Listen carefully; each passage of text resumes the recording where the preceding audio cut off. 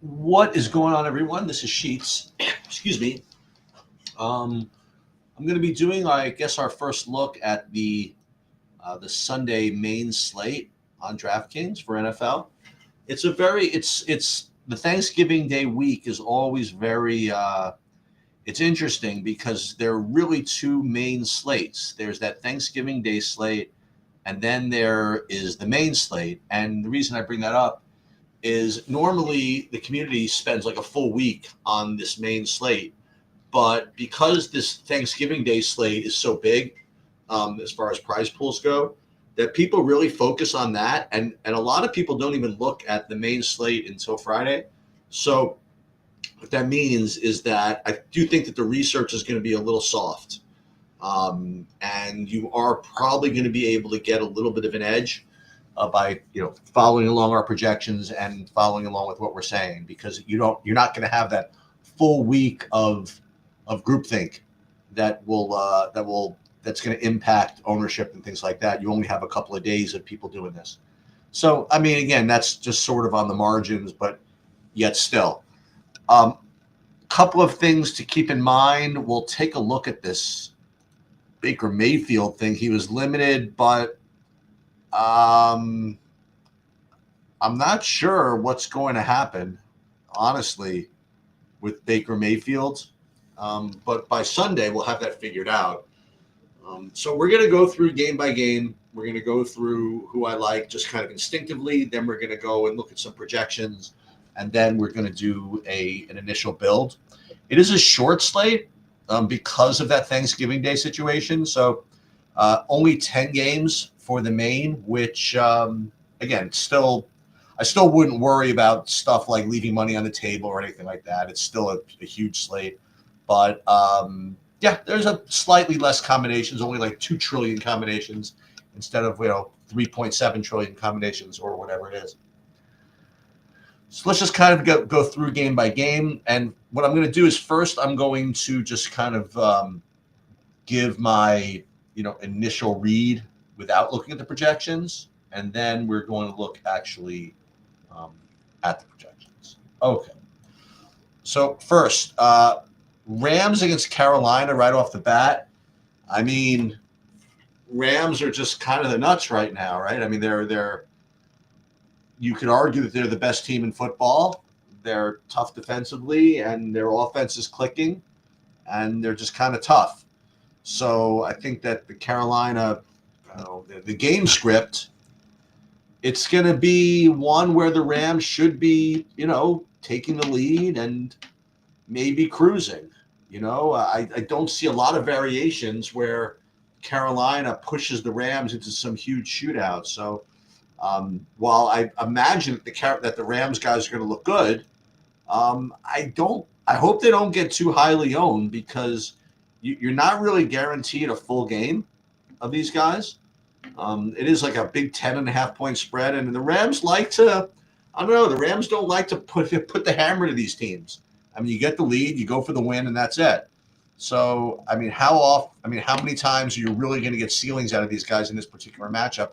And also, Carolina's defense is not bad. I mean, we saw them get San Francisco involved in a really ugly game this past week, getting Brock Purdy to throw like 4 interceptions or something like that.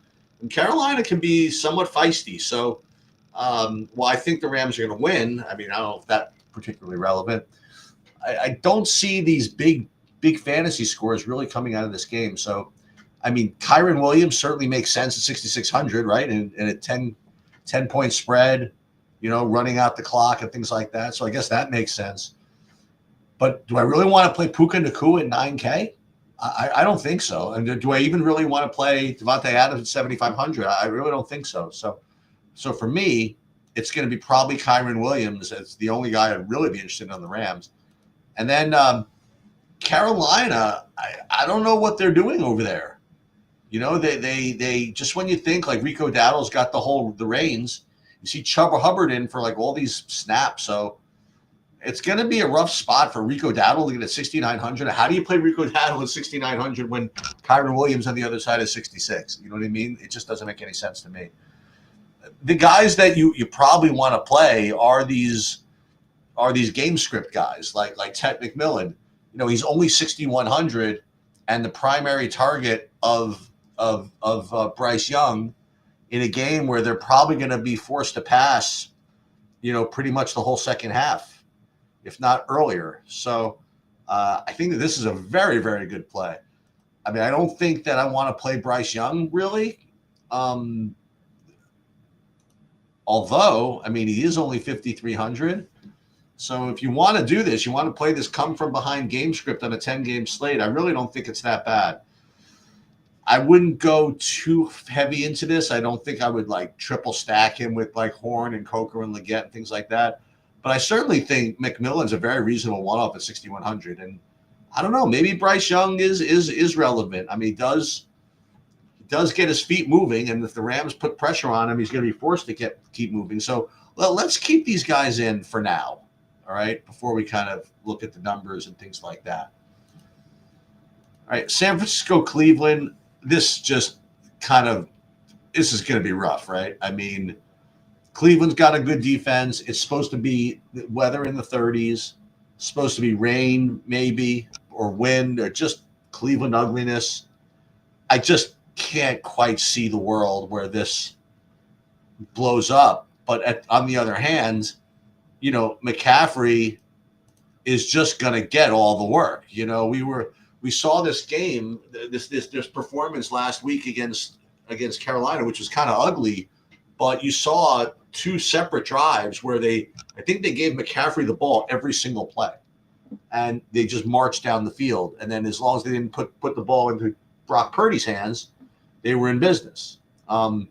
So 9,300 though against Cleveland's defense, I don't think it's going to happen for me, guys. I really don't.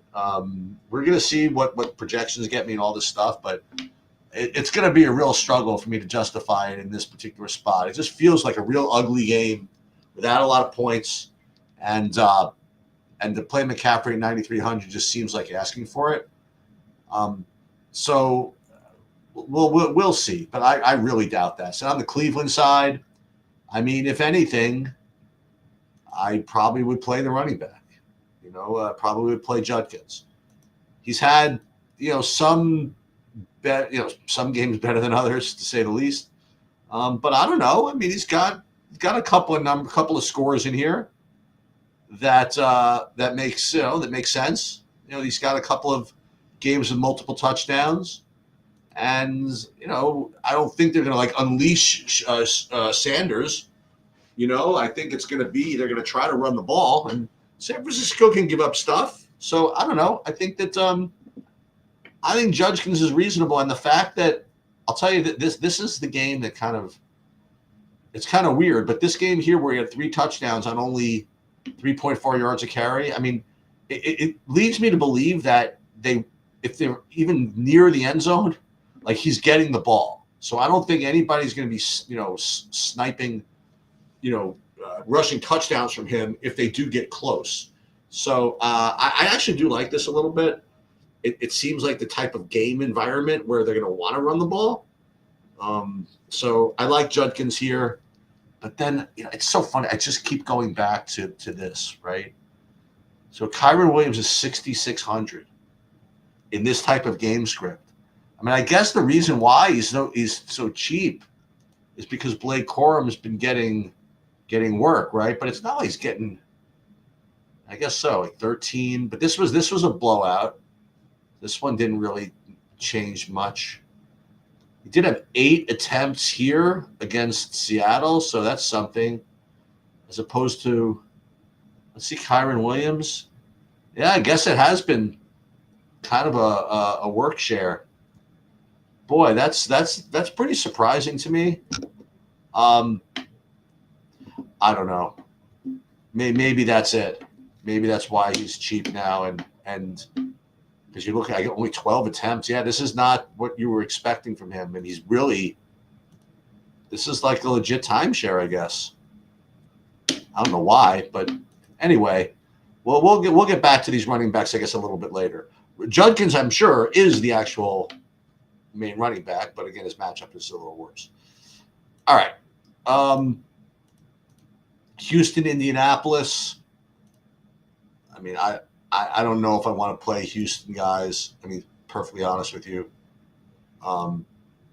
Let's see if CJ Stroud is even going to play. I mean, he did practice Thursday, and it says trending towards a return. I don't know, maybe. I mean, he has Collins back. Collins and Higgins. Even Kirk had a good game. Maybe this could be like a sneaky spot is to play Houston. I imagine that the total is pretty low because Houston itself has a very good defense. But Indianapolis, they're getting back. I just want to just confirm this, but they're getting back on a good track here. Yeah, I mean they were at Kansas City, which is not an ideal field. Coming off the bye there. The other time that they didn't perform was at Pittsburgh. I mean, every other game. I mean, they in decent weather. They're doing some business. So, it's offense versus defense, right? I mean, Houston's defense is supposed to be pretty good, but I don't know. I think that this game could kind of deliver through the air. What I can't do, unfortunately, is play Jonathan Taylor at 9,800. I just can't do it. It's just too much. But I think the passing game is completely in play. Like Daniel Jones, Pittman, Pierce, Downs, the usual guys, they're all relatively affordable. And then maybe on the Houston side, if you get a healthy CJ Stroud, I mean, here's like an interesting question. I mean, how often is they even played together? I mean, yeah, I guess so. So Collins in his last couple of starts, okay, he only had 3 targets in this game. Aside from that, he's had 10 targets, 4 games in a row. I don't know, man. Sounds good to me. So I kind of like this. I like the Nico Collins. Let's see what kind of action Higgins is getting nowadays. Had 9 targets last week, 9 and 7 and 7. Kirk is definitely next tier. Maybe this is the deal. Maybe something like this. Maybe you don't even need an Indianapolis running back. This is kind of nuts, right? Is this really what we want to do? Like play the Houston offense? Maybe it is. Maybe it is. Okay. Moving on. New Orleans, Miami. So we've talked about this. What do we have here?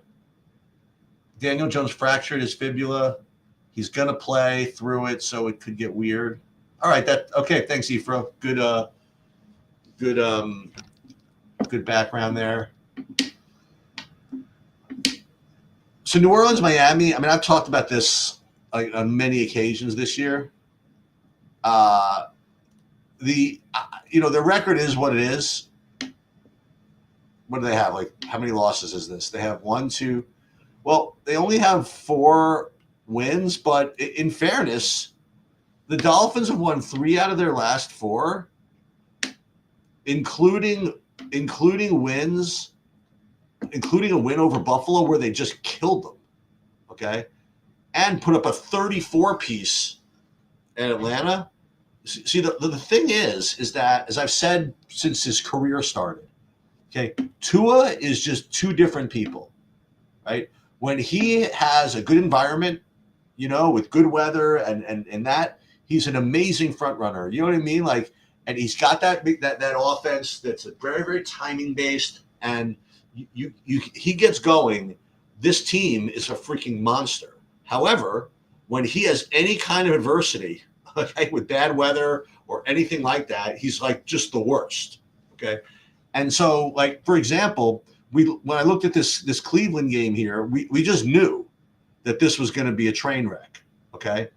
But there's a really big difference between, playing at Cleveland and, for example, playing in the Dome, like right at Atlanta, or playing at home against Miami. Now, this game was not great. Okay. Obviously they lost 28-6. But aside from that, I mean, the Dolphins, I hate to say this, they're really not bad. Okay. So, and they've won 4 of their last 5, 3 of the last 4, and they're coming off of a bye. And New Orleans is coming to town, and New Orleans likes to play sort of fast. So you're going to get a Miami team that's going to get their plays in a good environment. I mean, I think that this is like a tremendous spot. Okay. So you have, we're talking about playing these other guys at 5K. You're getting Tua at 4,900. I mean, to me, like this Miami whole offensive experience is something that you're going to want to do here. A-Chain 8,300. That's kind of expensive. But strangely, I trust this game environment better than some of these other guys so far. And then you get the Waddle at 6,800, Malik Washington at 43. You know, the normal guys here. I think Miami could put up a freaking number in this game. I mean, I really do. And needless to say, coming back, assuming Olave plays, let's take a look at this news here. He did not practice Thursday. He was limited on Wednesday and did not practice Thursday. It's legitimately up in the air, and it comes down to whether he gets on the practice field on Friday. I mean, I'd love for him to play because then I can play a good run back over there. He's out. I mean, I think Miami's only a 5.5 point favorite right now. I mean, to me, that's kind of strange. All right, so who's going to be the running back here, actually, for the Saints? Kamara. Wow. They could have a lot of problems here. What do you have? You have Devin Neal limited. I mean, this is going to require a little bit of looking here. What about Estime? Can he get in? Remember he played some last year, I think. This game could be funky from the Saints side, and if so, I mean, I think Miami rolls on this team. I mean, to be perfectly honest. So I don't know. I like Tua at 4,900. I like A-Chain at 82. I like Waddle. I like Malik Washington. I like this whole thing. And again, I haven't even looked at the projections yet. Okay, we're going to do that in a minute after we go through the games just kind of instinctively. Atlanta at Jets, this is gross. I guess we'll start with the Atlanta side. Not playing this stuff. I mean, playing Kirk Cousins, really? Mooney, 53. I don't know about any of this. Pitts, I guess, at 4K is not terrible. I don't know. I think I've seen this game before. I think this game is going to be like just a gross game. I don't know. Bijan at 85. I guess that's the question, right? Breece Hall at 6,000, maybe. I don't know. Atlanta's stingy.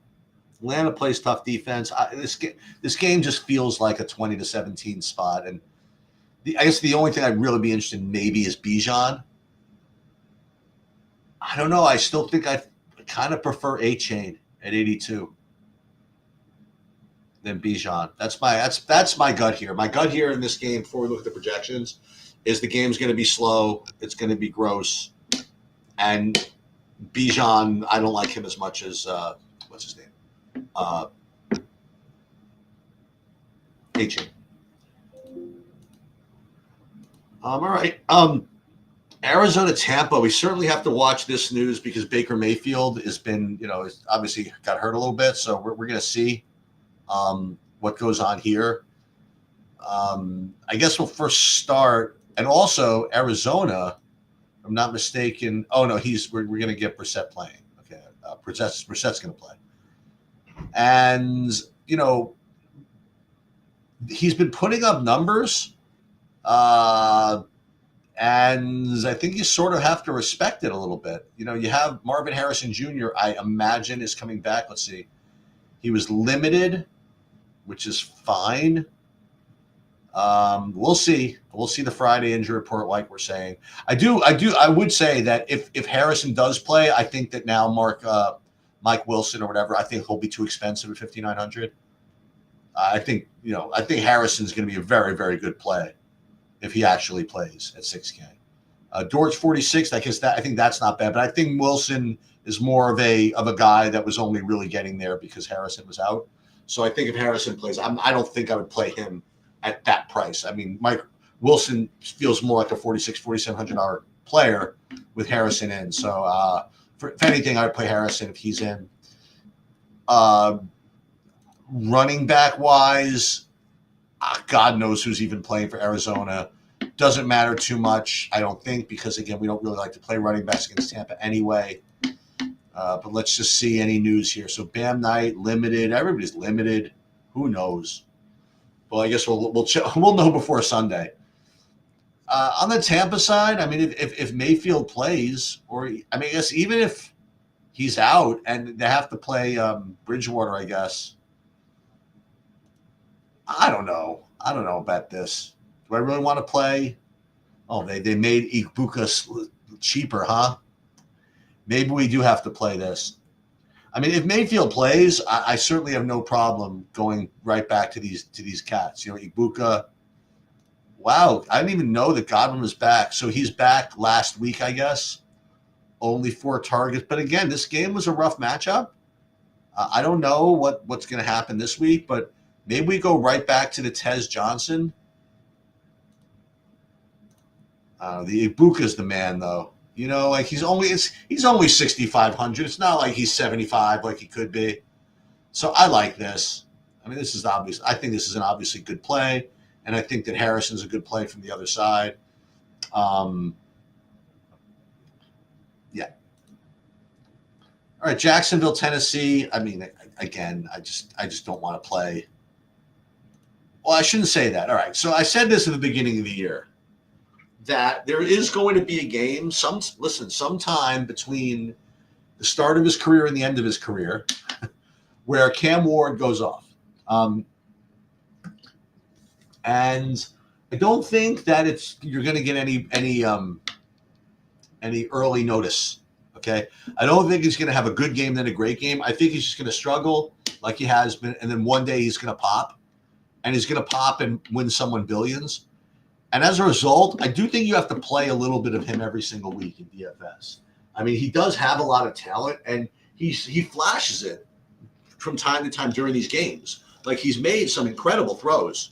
And you get the right spot, he can really do something. And I'll tell you, this could be the spot. Jacksonville is very, very, very generous, defensively. So I actually think that Tennessee, this again, I would probably want to play a little bit of them every week anyway. But even here, I mean, look at these receivers. Is this real? I mean, they don't have a single receiver over 4,400. I mean, who's the guy here? I mean, this DK. I almost pulled the Tom Brady there. Yeah, this DK, 7 targets. I mean, this sounds good to me, no? How do you not play this? He's in this Manor. Could he be out? Limited in his return to practice. He was kept on the sidelines last week. How did we not play this guy last week, this DK? What did he get as far as fan? This guy went off at 4K and nobody played him. I can't believe that I missed this. I was away, so I wasn't on top of the content or whatever. This was a joke. Like you were telling me that you were going to get Tennessee as a 13-point underdog against Seattle, forced to be in catch-up mode the whole freaking game. And the highest price receiver was 4,400 and nobody played him. Is that real? I mean, maybe they did play him. I don't know. I wasn't here. Oh, this is terrible. I almost wish I didn't go away. Actually, that's not true. But I'll go right back to this. I mean, this is ridiculous. So this has got to be one of the best plays on the slate. I haven't looked at the projections yet. I almost don't even want to. What I don't know what I'm missing. Anyway, Jacksonville. Yeah, sure. The normal guys, Brian Thomas, I guess. Jacoby Myers, more of a possession guy. Oh, is that what he? Oh, that's how he got there. He returned one for a TD last week, the DK. But he must have done something else to get that number. What did he get? Oh, yeah, 7 targets, 5 catches, 7 targets. I mean, oh, this was the TD, the return. Okay, fair enough. Or did he get 2 TDs? One of them here. He did both. Okay, this is the best play of the day. And he's got to be 40. He's got to be chalk, right? I haven't looked yet, but he just has to be. Anyway, let's move on before I get too nuts about this. All right, Seattle, Minnesota. Typical Seattle game. It's and Minnesota's got a bad quarterback now. Seattle take the lead and run it out, I guess. So what do we got? The only guy I would consider playing on Minnesota is Jefferson, but he's 7,100. And I know that they're going to have the game script and all that, but Seattle's got that thing going on at home now where they don't want to give anything up, and I think they're just not going to give up anything. So I don't believe I'm going to be playing anything associated with J.J. McCarthy at Seattle. So I don't want to play Jefferson. Now, you could play some Seattle guys, but I'm not going to play JSN at 9,500. There's just got to be better things. So that's not happening. Running backs. So this is what you kind of want to play, right? So let's see, Kenneth Walker, 11 runs. See, this is good. Double-digit carries and of stuff out of the backfield. Let's see if he's playing. He's limited, but one more chance. Or J.J. McCarthy's not playing. Oh, whatever. Well, who's going to come in? Like Fran Tarkenton? I mean, whoever's quarterback for Minnesota, I'm not playing him. That's just it. Who is going to be the quarterback here? Oh, Brosmer? Oh, good grief. All right, good luck. Hey, Max Brosmer, you want to start? Sure. Where do you want to start? Oh, I'm going to go play in Seattle. Oh, thank you, sir. May I have another? Yeah. All right. No thanks. All right. So Kenneth Walker, good play if he plays. I mean, extraordinary play if he plays, honestly. So Kenneth Walker, and then Seattle defense. What's Seattle's defense, like 9,000? Let's see. 3,900. I mean, how does this not? What's their floor? I mean, 8. How are they not getting like 8 minimum here? How is Minnesota scoring? All right. Well, they're 3,900. It's not like. All right. Speaking of expensive defenses, they're putting the Chargers at 4K. So the Chargers are coming off the freaking beatdown. Okay, they took a serious beating against Jacksonville. I think they were at home also. Maybe not. Let me just double check that. Yeah, no, this was at Jacksonville, but they lost by 100, and then they benched Herbert in the second half. Okay, whatever. Rested him, benched him, whatever you want to call it. He didn't need to play anymore. But you know what? Now they're going to bye. So you get Harbaugh coming off a bye off of that game. I mean, I kind of don't want to be the Raiders here. So I guess the Chargers are going to be trying to put the hammer down. But you know what? I mean, it's like the Chargers, even that team. What are the Chargers? What are they even? I mean, listen, they have Vidal at 5,700. That's okay. But all these guys look kind of crappy. You know, McConkey 63, Allen 5,000. If anybody, maybe I would play Quentin Johnston coming off the 0 here. I mean, because the game before the 0, he did have 10 targets, and he does have 10 targets every once in a while. So he would be my guy to play from the Chargers. Vegas, all these guys are kind of cheap. Let's see, Tyler Lockett. What's the news on him here? Tyler Lockett news limited. So all these guys are going to be they're going to have news on them. Okay, whatever. But they're all pretty cheap, and then I guess Brock Bowers is expensive. He's only 5,800. I mean, he's going to get what's he going to get? 10 catches in this game, coming from behind, probably. I mean, this is clearly the best tight end on the slate, right? Oh, Hampton might play. Okay, thank you very much. So I probably wouldn't even play it anyway. So Bowers to me is kind of a clear top tight end. I mean, I put him above McBride, I think, right? What's the Arizona? They play at Tampa. I guess McBride's a great play too, but Bowers is, I mean, Bowers I think is just as good. So Bowers and McBride are the two big tight ends, obviously. Didn't need me to tell you that. Giante, what's his price? 64.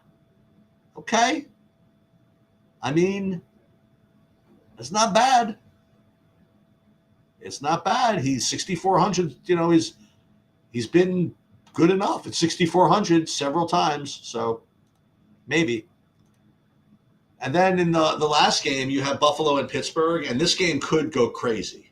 I mean, we've seen these Pittsburgh games before, where Pittsburgh just gives stuff up, and we've also seen Buffalo give stuff up. So this game could go off. I mean, it really could.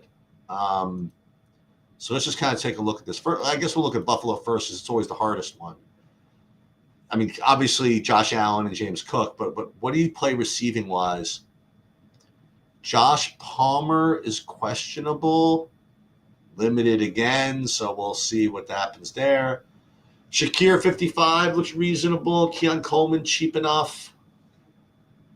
Kincaid, oh God, maybe if he doesn't play, then you'll have Knox at 3,000, which is probably making him the best tight end play now. We'll see. We'll see what happens with all these injuries. And then on the Pittsburgh side, I mean, yeah, Freiermuth, good tight end play as well. But they have John. Wow, John was 2,900. I mean, that could be okay. But, I mean, the guy you really want to play is DK Metcalf. And I guess you can play Aaron Rodgers too. So, I don't know. So that game looks pretty good. So that's my instincts. Now, let me take a look at the actual projections here and see what we have. Let me just see something. Not live main slate. Where is my...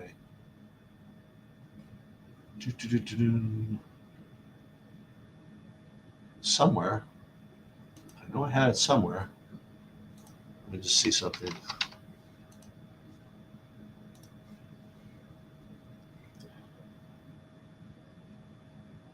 Okay, so here's on my site. So let's look at the projections.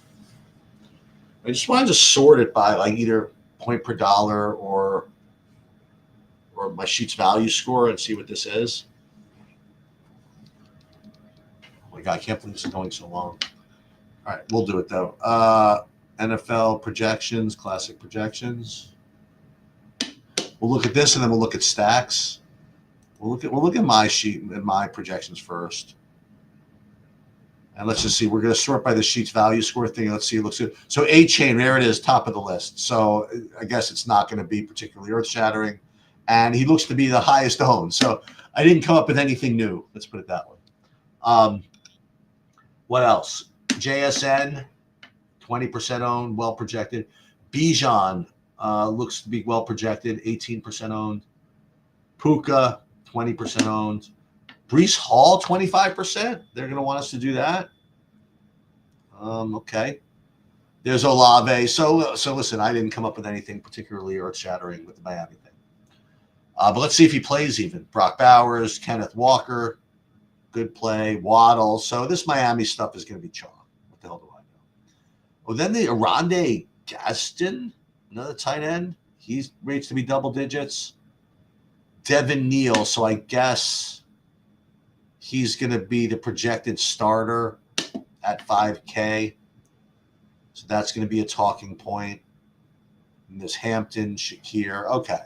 So this Miami thing is not particularly different. But wait, excuse me. Where is – hold on.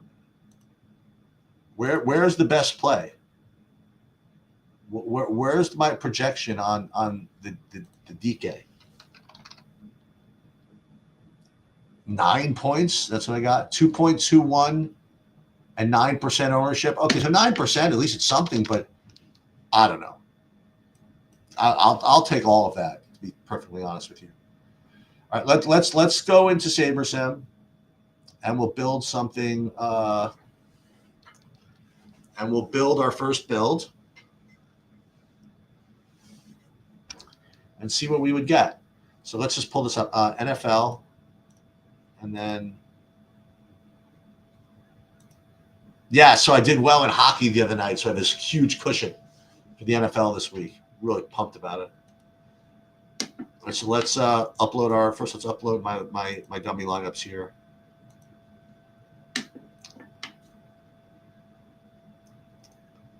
Oh, so Ephro, you'd be happy to know, okay, that in one of my survivor pools, high stakes survivor pool, it's I kind of a long explanation. I won't make it that long. But a couple of weeks ago, I had to pull some funny business where I had to take a team I didn't want to take because I wanted to create like a leverage spot for later in the season where I got to use New England, where nobody else could probably have them. So it worked out. I played Pittsburgh in that game where Aaron Rodgers got hurt, but they ended up winning anyway. And so I kind of weaved it so that it was just me and one other person in the pool that had New England left for week 17. Just trust me, it's like kind of a big deal. And it would be nice if I were the only person to have New England, but to have it with only one other person is huge. And I'll tell you who that person is in a second. That's kind of the punchline here. And then this past week, so going into this week, the person who had New England available actually played Baltimore this week in Survivor, and obviously they lost yesterday. So now I am the only person to have New England available, and the other person that would have had New England available is the one and only Brandon Cantu. So I figured that you might get a kick out of that. So Cantu is now out, and I'm the only one left with New England. Okay, so here my lineups are in, and we'll build with my projections. And let's just fire it.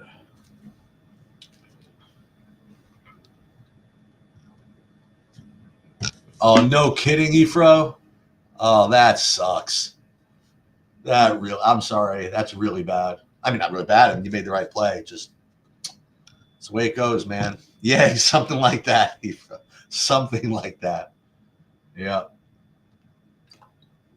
Yeah. More like HUDIAGF Lamar as opposed to Burrow did his job.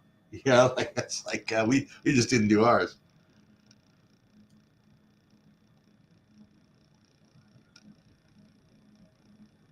Yeah, I was watching on Twitter. We had David W. Lamenting the Raven experience in his entries there.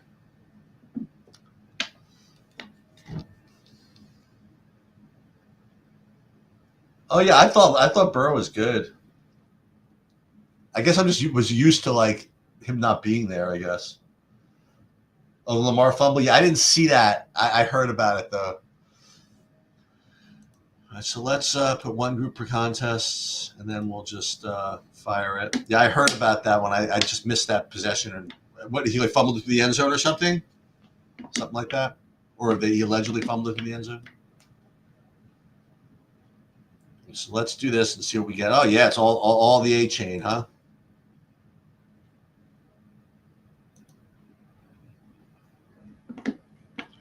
Well, I'll tell you something, the over-the-top fix thing. I do want to say something that I noticed something in the second game yesterday. I was actually very, very glad to see it. I think we finally saw the end of the regime. Like it's the official end of the Kansas City Chiefs regime, and for a couple of reasons. Like number one, okay, yeah, they look to be like Andy Reid looked to be a step behind as far as offense goes. I mean, he was punting it 4th and 3 on the Dallas 40. I mean, for real, you know what I mean? Like all kinds of just bad offense. And then the regime ended. They actually had like penalties called against them, like all day. Like this used to not be the case, right? They used to never get any calls against them because they were the Chiefs. And now, like it seemed they got all the calls against them. I mean, they're all legit, I guess, but all against them all in one day, you know? And that's, listen, they had a good run of never getting any calls against them. And that's what Brady was good. Like he got all the calls, like all the way to the end of his career. Like he knew that like there was going to be no more seasons of it. So he got all the Brady calls like throughout his whole career. Where Mahomes, it looks like he's not getting them anymore. Like they didn't call the unhit at the late hit out of bounds, which they used to call kind of as a complete directive from the NFL offices. So they didn't call that one, and a couple of holdings and a couple of past interferences. They actually have to be like any other team now, and actually win on talent. It was amazing.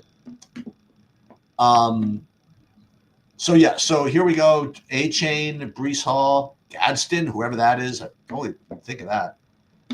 Olave, got to watch the injuries there. Kyle Pitts. Let's look at the stack exposures as far as team stacks.